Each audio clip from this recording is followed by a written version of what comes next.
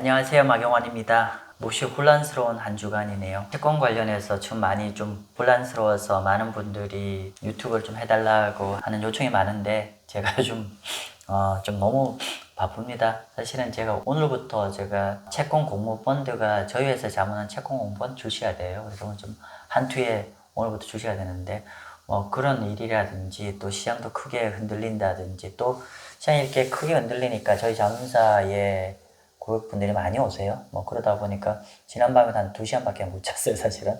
그래서 제가 아마 시청하시는 분들이 제가 좀 얼굴이 많이 피곤해 보일 텐데 좀 양해 부탁드리고요.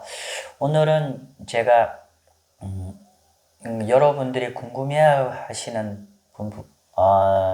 몇 가지 사항을 정답일 수는 없겠지만은 제 생각을 좀 말씀드리는 시간을 가지도록 하겠습니다. 혹시 우리 구독자님들의 개인적 판단과 좀 다르더라도 양해를 부탁드립니다. 이건 제 견해이기 때문에 그냥 제 견해라는 걸 먼저 말씀드리고 설명을 드리겠습니다. 자, 설명을 드릴게요. 자, 첫 번째 질문 내용은 어떤 거냐면은 최근 상호 관세 이슈에서 그러니까 미국, 중국 보호 관세도 마찬가지입니다만은 여기에 관세 이슈로 주식이 빠지는 건 이해했는데 왜 미국 국채 금리는 왜 계속 올라가고 특히나 90일 유예를 발표할 때 주식은 크게 급등을 했는데 오히려 그날 미국 국채 금리가 10년 국채 금리가 4.2에서 4.4로 왜 오히려 더 급등을 했는지 이거에 대한 어떤 원인에 대한 설명을 부탁한다는 분들이 많으셔서 설명 좀 드리겠습니다. 물론 신문지상에서 있지만 이건 뭐 제 생각이니까 그렇게 이해해 주시길 바라고요. 자, 첫 번째로는 최근에 이제 우리 보면은 어떤 거냐면은 우리가 요번에 이제 주가가 확 급락을 할 때 금리가 오히려 안 내려가고 계속 제가 이전에 동영상에 말씀드렸지만은 작년 8월 달과 달리 주가는 그때보다 더 많이 내려갔는데 작년 8월 달 같은 금리가 많이 내려갔는데 10년 국채 금리가 이번 같은 경우는 10년 국채 금리가 오히려 안 내려가고 있었죠. 안 내려간 이유가 뭐 우리가 그때와 가장 큰 차이는 뭐 결국 가장 큰 거는 연준 금리 인하가 당분간 없을 거라는 판단 때문에 시중금리가 안 내려갔다라고 보면 될 것 같고 그리고 연준 금리가 당분간 금리 인하가 없을 거라고 본 이유는 뭐였냐면은 지난주에 노동 데이터는 상당히 양호하게 나왔고 반면에 관세로 인한 기대 인플레이션 우려감 때문에 계속 금리가 연준 금리가 쉽사리 인하를 하기 어렵지 않겠냐라고 하면서 시중금리가 주식이 급락함에도 불구하고 오히려 4%대 계속 유지하고 있었죠. 그리고 그러다가 여기까지는 아마 제가 지난번 설명드려서 이제 이해되실 거예요. 그런데 4월 9일 날인가요? 4월 9일 날에 미국 국채 금리가 4.2에서 4.4까지 급등을 했습니다. 그날은 이제 사실은 이제 90일 중국을 제외한 국가들의 90일 우리 상호관세 부과를 90일 유예한다는 발표가 있었던 날이죠. 그래서 그날 미국 국채 금리는 4.2에서 4.4로 올라갔었고 그리고 미국 주식은 한 10% 급반등을 했었죠. 자, 그런데 이 부분에 대해서 이해가 어렵다는 분들이 많으셨는데 이 부분 설명을 좀 드리도록 하겠습니다. 일단은 뭐 여러 가지 루머가 있죠. 여러 가지 루머가 있는데 예를 들면 가장 큰 루머가 이제 중국이 미국 국채를 대량으로 매도했다는 루머도 있고 근데 이거는 확인이 안 됩니다.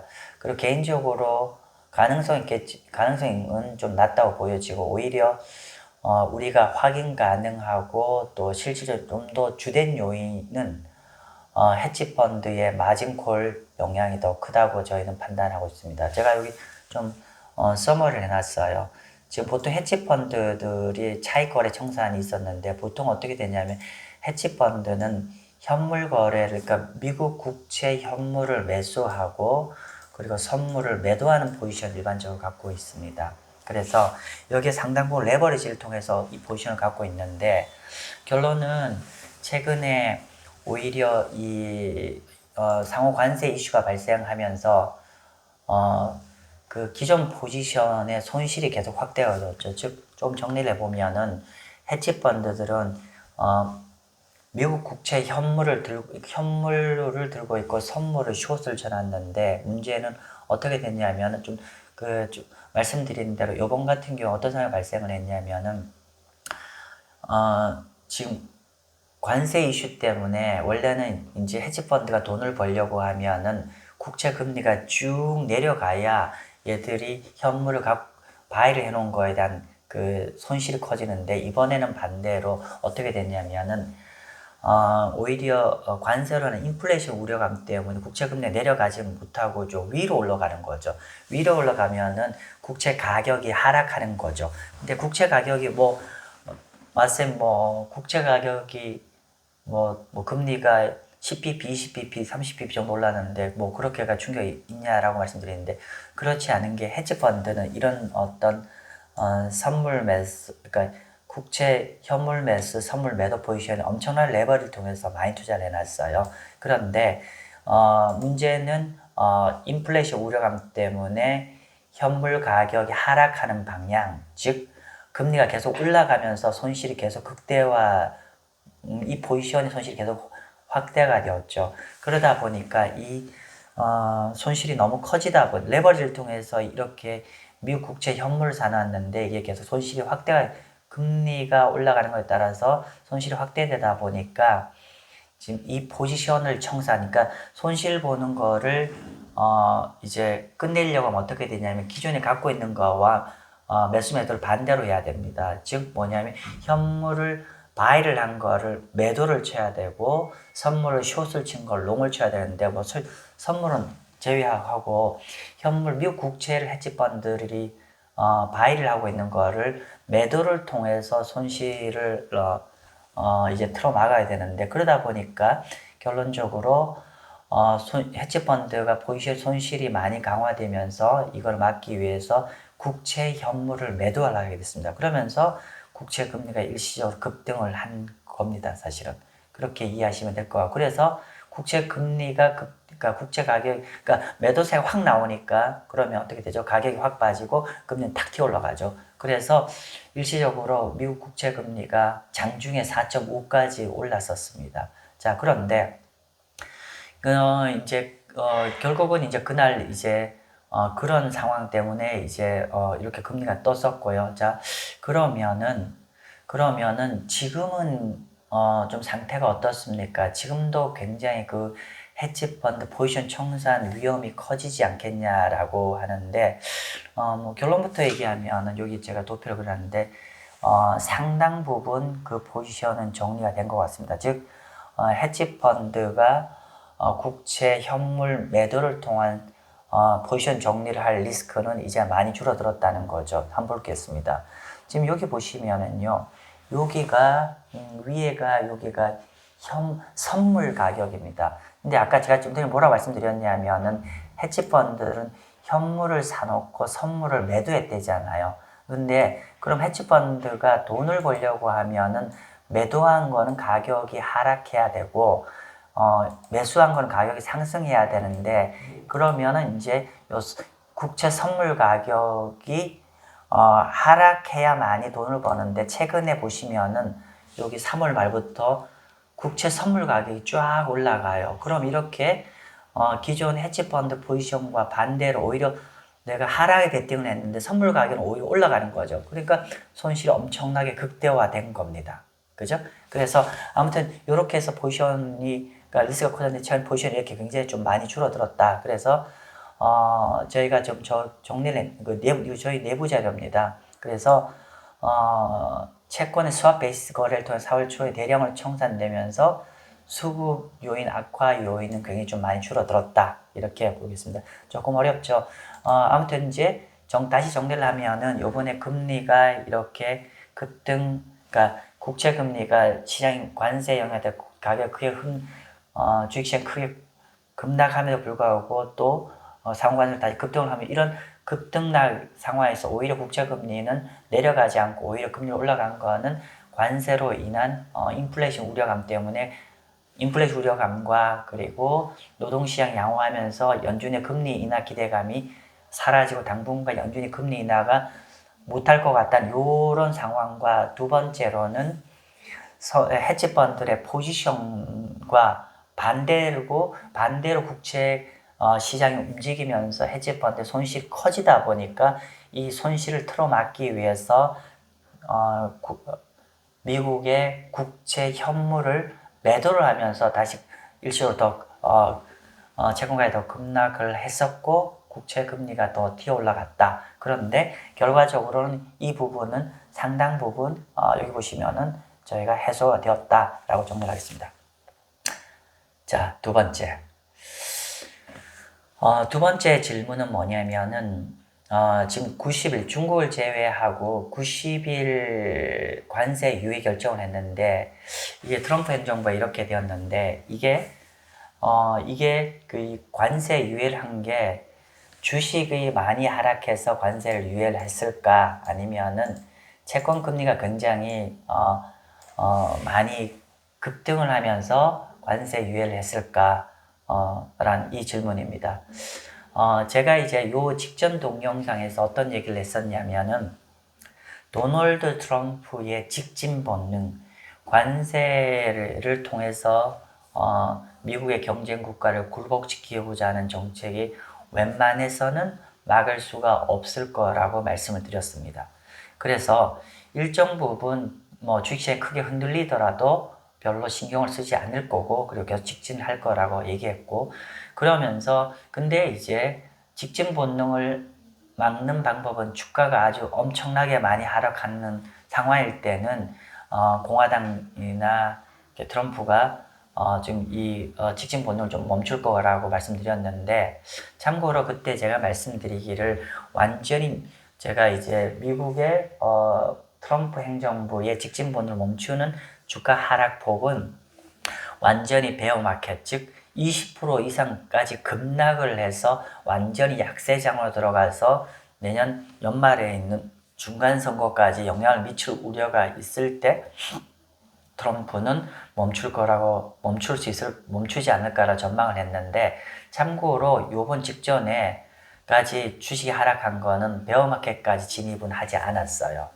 즉 제가 드린 말씀 용건은 뭐냐면은 요지는 뭐냐면은 이번에 그 90일 관세 유예라는 게 주식이 그 정도 하락해서는 그 정도 하락한 걸로 관세 유예를 한 건 아니다 그 말씀 드립니다. 예, 그죠?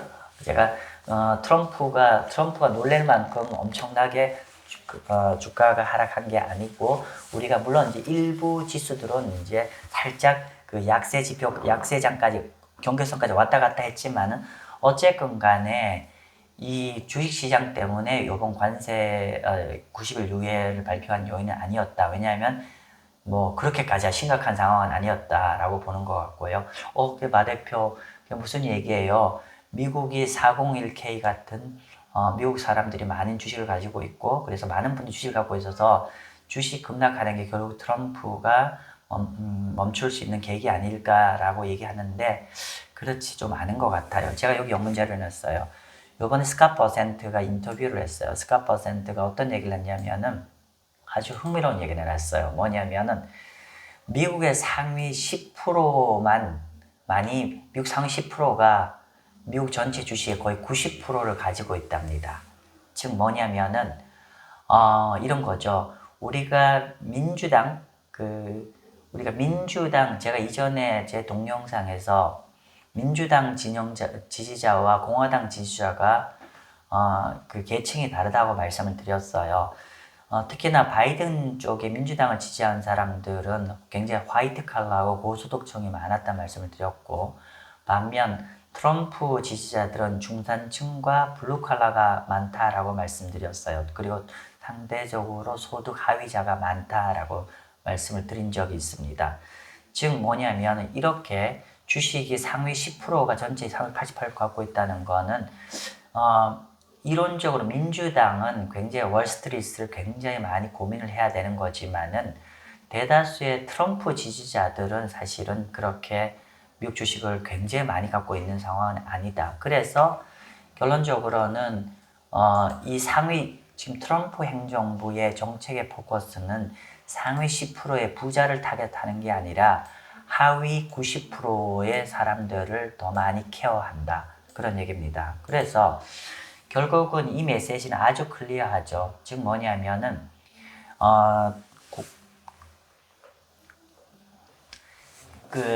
트럼프는 상대적으로 이런 월스트리트, 그러니까 주가 하락하는 거에 따라서 그냥 크게 고민되는 상황은 아니다. 단지 우리가 그 대다수의 90%의 그 제조업 종사자, 일반 경제 종사자들을 위한 정책을 한다는 뜻입니다. 자, 그죠? 그래서 결과적으로 그럼에도 불구하고 주가가 한 대폭락을 하게 되면은 트럼프 정책을 멈추겠다고 했는데 아직은 대폭락 레벨이 아니었는데도 90일 유예를 했다. 그러면 왜 90일 아직 그 완전 약세장이 접어들지 않았음에 불구하고 요번에 금리 정책을 스탑을 했냐면은요. 그 연유는 채권 시장 때문입니다. 채권 시장이 요번에 그 관세 정책을 하면서 아무래도 여기가 이제 인플레이션 유발 우려가 좀 커지는 상황이잖아요. 그러다 보니까 시장금리가 아까 말씀드린 노동 데이터가 아직 멀쩡하고 그러다 보니까 오히려 단기적으로 금리가 계속 올라갔었죠. 게다가 4월 9일 날 그 우리가 헤지펀드 포지션 청산 이슈로 금리가 4.5까지 계속 엄청 올라갔었죠. 그러다 보니까 지금 그 트럼프 행정부가 스캇 버센트가 부랴부랴 90일 관세 유예를 한 겁니다. 즉 정리를 하면은 이번에 관세 유예를 하게 된 결정적 배경은 물론 다른 것도 있겠지만은 가장 큰 요인은 채권 금리가 급등해서 그렇습니다. 그러면 채권 금리가 급등을 한다는 거는 사실은 주식시장과는 차원이 다른 얘기입니다. 무슨 말이냐? 이런 거지 않습니까? 우리가 기본적으로 채권 10년만 국채금리가 올라간다는 거는 기본적으로 어떻게 되죠? 미국의 모든 경제 펀더멘탈이 미국 국채금리와 연동이 되어 있죠. 예를 들면은 대출금리도 그렇죠. 대출금리가 국채금리 계속 올라간다는 건 대출금리도 엄청나게 같이 올라간다는 거고 미국의 기업 하시는 분들 입장에서 굉장히 힘들어지는 거고 미국 개인들도 굉장히 힘들어지는 거죠. 예를 들면은 미국 모기지 금리도 10년 국채가 다 연동이 돼 있죠. 그리고 각종 대출금 다 연동이 돼 있습니다. 그러면 결론적으로는 이런 미국의 국채 금리가 급등하는 거는 미국의 전 국민이 다 해당되는 얘기입니다. 아주 심각해지는 거죠. 그리고 더더욱더 미국 국채 금리가 요번에 뜨는 것 때문에 부랴부랴 관세 유예를 했던 이유는 뭐냐면은 이게 실제로 우리가 여러분 기억나실 겁니다. 2년 전 정도에 실리콘밸리 은행 파산 때 보면은 그게 미국 국채를 많이 갖고 있었던 거고 미국 국채를 많이 갖고 있는데 금리가 계속 올라가면은 평가손익이 굉장히 많이 커지죠. 그런 상황에서 뱅크런 나서 파산한 거죠. 즉 뭐냐면은 이렇게 국채 금리가 많이 올라가면은 은행도 파산할 가능성도 높아진다는 거죠. 즉 주식 시장과는 차원이 다르게 채권 시장 금리 급등으로 인해서 미국 경제 여파는 압도적입니다. 그렇기 때문에 스캇 버센트와 트럼프는 그러면 여기서 더 문제가 되면 더 미국 경제 심각한 문제가 있을 거로 예견했기 때문에 여기 금리를 진정시키기 위해서 관세 유예를 발표했다라고 봅니다.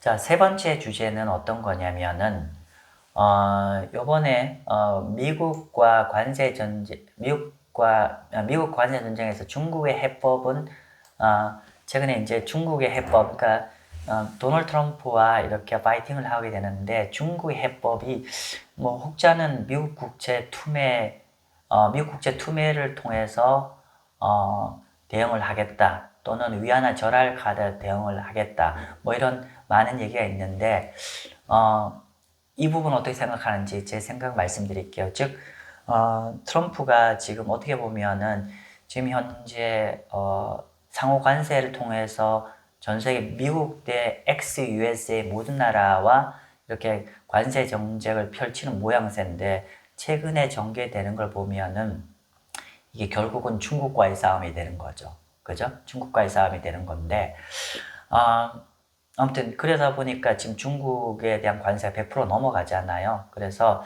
어쨌건 이 반대편에 중국의 해법은 무엇일까라는, 여기서 사실은 해법 그렇게 많지는 않습니다. 근데 우리가 일반적으로 많이 얘기했던 게 중국의 대응책의 첫 번째, 미국 국제 투매를 통해서 국제 금리를 폭등시켜 버린다, 뭐 이런 거잖아요. 그리고 위안 협상인데, 일단은 그 두 가지에 대해서 제 생각을 말씀드릴게요.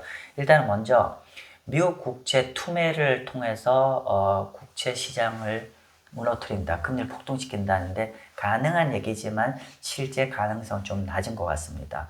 왜 그렇게 생각하냐면, 일단은 현재 미국 국채를 중국은 미국 국채를 보유한 외국 넘버원 나라가 아니죠. 참고로 5년 전만 하더라도 미국 국채를 중국이 가장 많이 보유한 나라였습니다. 제가 그때 데이터 정확히 한 1.2 트릴리언 정도였고요. 그런데 지난 5년 동안에 중국은 미국 국채 비중을 계속 줄여왔습니다. 그래서 아마 지금은 그때보다 거의 한 40% 정도 포지션이 줄어 있습니다. 그래서 현재는 일본이 압도적으로 미국 국채를 가장 많이 가져가 있는 나라고요. 그래서 이미 중국은 미국 국채 비중을 5년 전 대비해서 한 40% 정도 감소가 한 상황이라는 거 먼저 말씀을 드리고, 자, 그럼에 불구하고 좀 쭉 줄여왔지만 이번에 중국이 엄청나게 투매를 해서 줄이고, 또 혹여나 이제 우리 많은 구독자님들이 중국이 완전 미국 국채를 투매를 해서 다 뭐 그래도 여전히 한 7천조 원? 아무튼 7천억 달러 정도 갖고 있는데 이거 다 투매하면 당연히 경제에 부정적이지 않습니까? 이거 맞는 얘기인데, 근데 제가 봐서는 갑자기 다 투매해서 그렇게 하기는 어려울 것 같습니다. 왜냐하면은, 자, 보죠. 일단은 이제 중국이 우리가 너무 감성적으로가 아니라 이성적으로 여러분 한번 생각해 보죠. 자, 중국이 엄청난 외환 보유고를 가지고 있는데 현실적으로 미국 국채를 다 매각한 다음에 그 달러를 가지고 어떻게 해야 될까요? 미국 국채를 매각하고 그 미국 국채 대안으로 외환 보유고를 운용할 대안이 마뜩지 않습니다. 참고로 중국, 일본, 유럽 모두 다 금리가 2% 아래잖아요. 현재 미국 국채 금리 4.5% 정도입니까? 그러면 결론적으로는 우리가 외환을 운영할 때 제일 중요한 게 보통 다 바앤홀드잖아요. 바앤홀드다 보니까 캐리, 이자 수익이 중요한데 외환 보유고를 운용을 하려면 기본적으로 어느 정도의 안정성과 이자 수익이 높아야 되는 게 중요한데, 현재 선진국 중에서 미국 국채 금리가 가장 높습니다. 즉 안정성과 이자 수익 모두 다 현재 미국 국채가 가장 매력적인 대안이란 그 뜻입니다. 그죠? 그리고 전반적으로 또 이제 향후 미국 경제가 둔화가 되면 또 차익 발생 기회도 있는 거죠. 자, 그런데 어쨌건 간에 미국 국채를 매도하고 다른 나라 국채를 투자하는 대안이 존재하지 않는다는 말씀 좀 드렸고, 자, 그래서 혹자는 이거를 골드로 다 바꾸면 되는 거 아니냐는데, 물론 골드를 일정 부분 바꿀 수 있지만 골드 시장도 작고요. 국채를 대안을 할 만큼의 또 뭐라 해야 되나요? 속성도 안 갖고 있어요. 뭐냐면은 이런 거죠. 자, 우리 한국은행에서 우리나라 외환 보유고에서 금 보유량이 되게 작거든요. 그 이유는 뭐냐면은 골드는 이자가 없잖아요. 그래서 사실은 골드를 별로 안 갖고 있는 겁니다. 즉 중국도 마찬가지 상황입니다. 따라서 우리가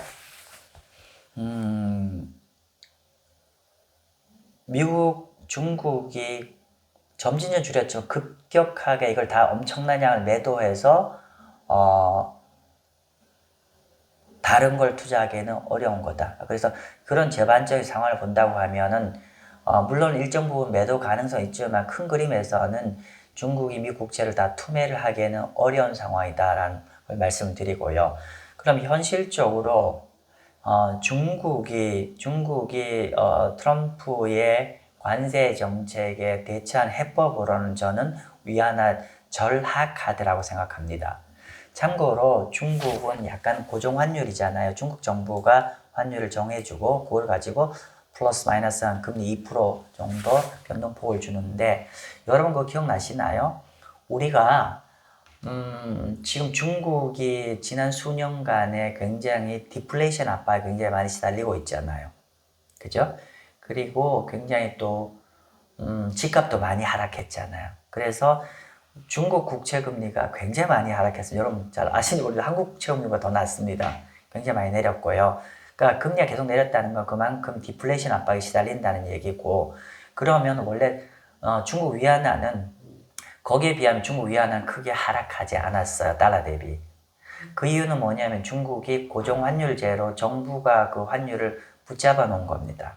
자, 그런데 만약에 우리가 정부가 환율을 붙잡지 않고 시장에 맡겨 놓으면은 혹자는 그런 얘기를 합니다.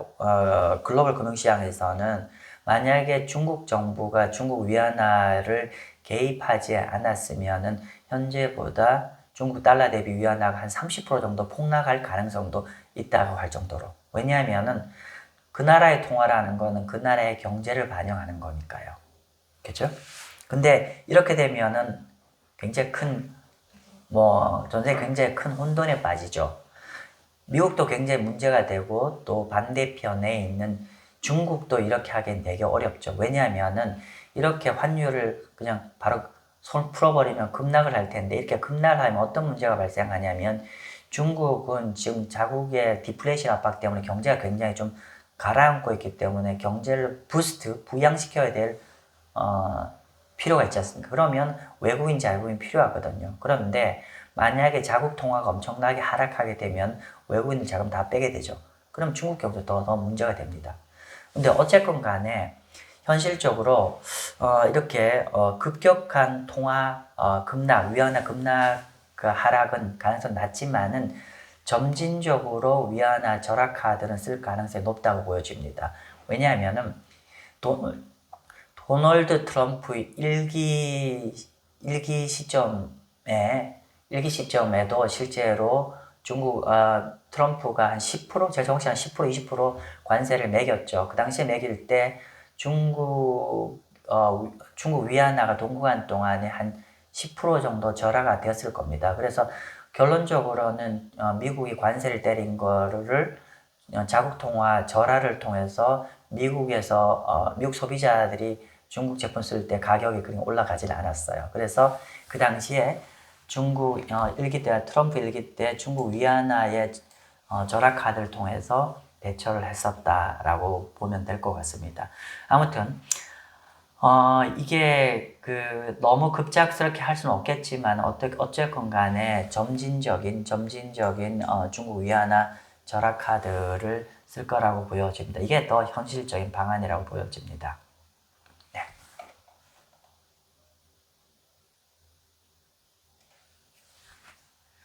자, 그 다음은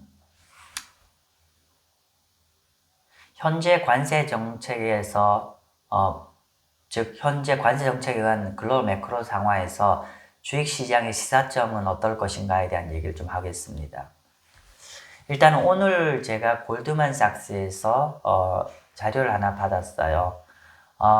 골드만삭스에서 지금 베어마켓, 미국 약세장을 지금 이제 걱정을 하고 있습니다. 그런데 골드만삭스에서 베어마켓 약세장을 감안하고 있는데 잘 안 보이실 것 같아서 기본적으로 골드만삭스가 지금 우리가 지금 이제 골드만삭스가 약세장을 크게 한 세 가지로 정의를 하고 있습니다. 하나는 그러니까 구조적인 약세장, 두 번째 이벤트에 의한 약세장, 그리고 경기 사이클상 약세장, 이 세 가지로 구분하고 있는데 지금 현재 골드만삭스가 고려하고 있는 미국의 약세장은 어떤 거냐면은 여기 보면은 이벤트 드리븐, 이벤트 드리븐 베어 마켓을 약속하고 있습니다. 이벤트 드리븐 베어 마켓이라는 건 뭐냐면은 이번에 관세로 인한 이 이슈 때문에 미국 약세장에 들어갈 가능성이 높다라고 보고 있습니다. 예. 그리고 그런데 이제 이벤트 드리븐 약세장에 들어가는데 이제 현재는 그렇게 보는데 현재 여러 가지 상황이 지금 쉽게 이렇게 시클리컬 베어 마켓 즉 경기 사이클상 이렇게 경기 사이클로 인한 경기 사이클에 영향을 주는 약세장으로도 바로 전이가 될 가능성이 높다라고 봅니다. 그러면 얘네들이 얘기한 것들이 그러니까 이벤트 드리븐 베어 마켓과 시클리컬 베어 마켓의 차이점은 이벤트 드리븐 베어 마켓에서 한 20% 이상까지 빠졌다가 또 회복되는 기간도 그러니까 경기 침체를 수반하지 않는 게 이벤트 드리븐 베어 마켓이고요. 그리고 시클리컬 베어 마켓은 약세장이 결국 경기 침체를 수반할 수밖에 없을 거라는 수반하는 게 시클리컬 베어 마켓입니다. 정리를 하면은 현재 골드만삭스가 보는 미국 시장의 관점은 현재 이벤트 드리븐 베어 마켓인데 굉장히 현재 상황이 시클리컬 베어 마켓 즉 경기 침체가 수반되는 베어 마켓으로 전이될 가능성이 굉장히 높은 상황이라고 보고 있습니다. 자, 그리고 제가 여기 자료가 있는지 모르겠는데 오늘 자료 못 갖고 왔는데 현재 주가가 빠져서 미국의 S&P 500의 PER이 현재 포워드 PER로 18배 정도 됩니다. 이 18배 PER이라는 건 지난 10년의 평균 정도 레벨이 됩니다. 자, 그런데 우리가 주가가 포워드 PER라는 거는 향후 12달간의 순이익이 이만큼 증가하는 것 대비해서 현재 주가 수준을 계산한 PER이거든요. 자, 그런데 일반적으로 현재 시장에 반영되어 있는 이제 포워드 PER에 반영된 EPS 그로스는 한 10% 내외인데 만약에 경기 침체로 들어간다고 하면은 이 플러스 10%의 EPS 성장이 마이너스 한 10% 수준까지 EPS가 줄어들 걸 가능성이 높다라고 보고 있습니다. 따라서 우리가 현재 주식시장의 관점은 기본적으로 우리가 좀 여러분들 위험 관리를 좀 포커스해서 하시면 좋을 거라고 말씀 좀 드리겠습니다.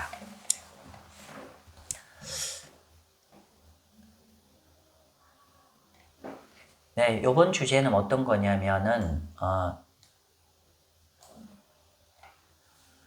관세 영향, 지금 미국 얘기 많이 했는데 그동안 이제 미국 반대편에 있는 나라에는 어떤 영향을 줄 것인가를 좀 얘기하겠습니다. 사실은 우리가 미국을 얘기할 때는 미국은 뭐였죠? 미국은 제가 인플레이션 영향과 디플레이션 영향이 같이 있다라고 말씀을 드렸고, 물론 이제 중장기적으로는 인플레이션 영향을 갖던 결국 디플레이션 방향으로 갈 거라고 말씀을 좀 드렸는데, 그러면 그 반대편에 누가 있죠? 여기에는 유럽이 있고 한국이 있고 중국이 있어요.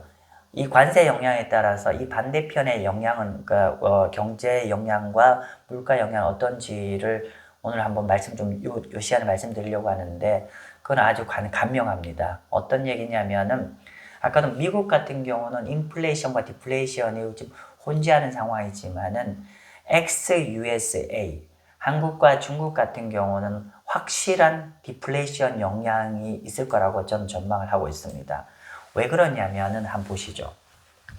만약에 중국과 한국이 미국의 상호 관세를 한 거에 대해서 이렇게 우리가 보복 관세를 한다 합시다. 우리는 보복 관세 힘도 없지만 어쨌든 한다 가정합시다.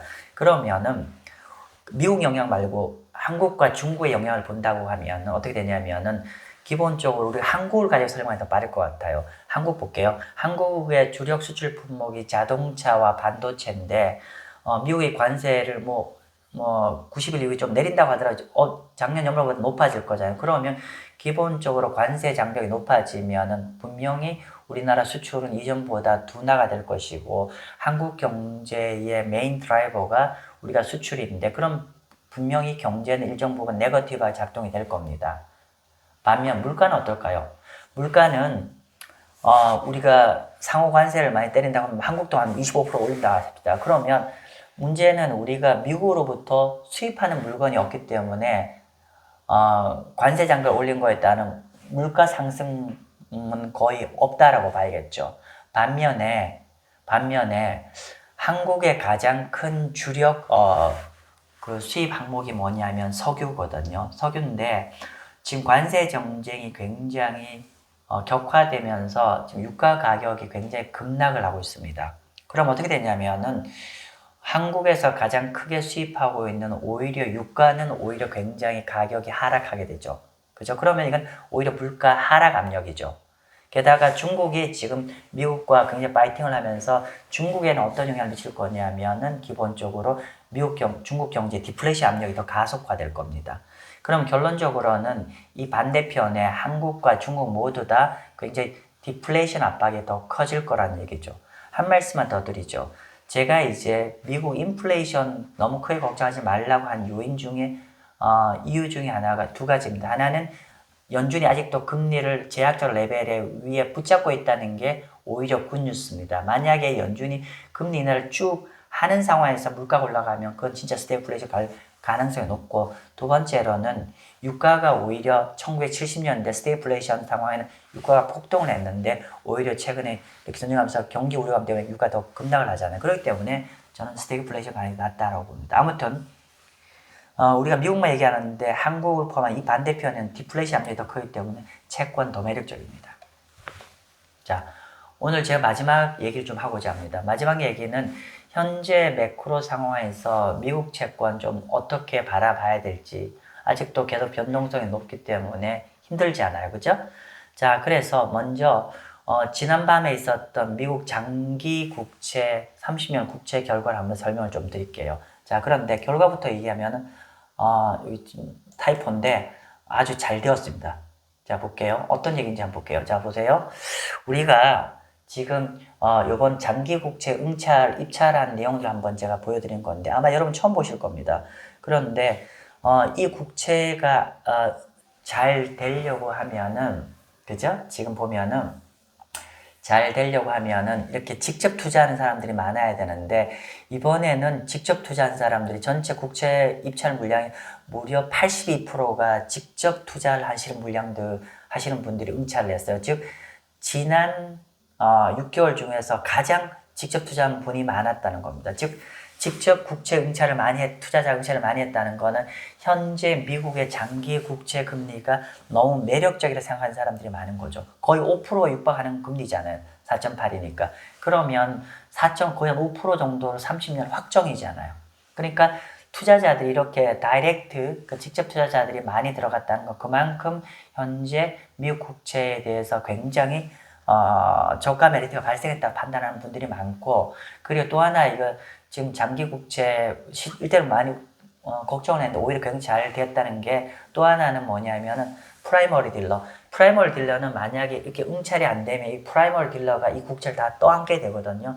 이걸 다 떠안아서 나중에 다시 시장에 내다 팔아야 되는데, 정말 땡큐는 뭐냐면 이 프라이머리 딜러가 이번 국채 물량을 받은 건 5.8%밖에 안 돼요. 그러니까 매각이 안 돼서 떠안은 게 5.8%라서 굉장히 낮은 겁니다. 그래서 이것도 지난 6개월 중에서 가장 낮은 레벨이다. 즉 그만큼 이번 30년 국채가 많은 채권을 직접 투자하는 기관 투자나 개인들의 관심이 많았고, 그래서 결국은 최근에 금리가 쭉 올라가는 게 긴 호흡에서는 물론 단기적으로 더 흔들릴 수 있겠지만 굉장히 매력적인 레벨에 왔다라고 투자자들이 판단하는 것 같습니다.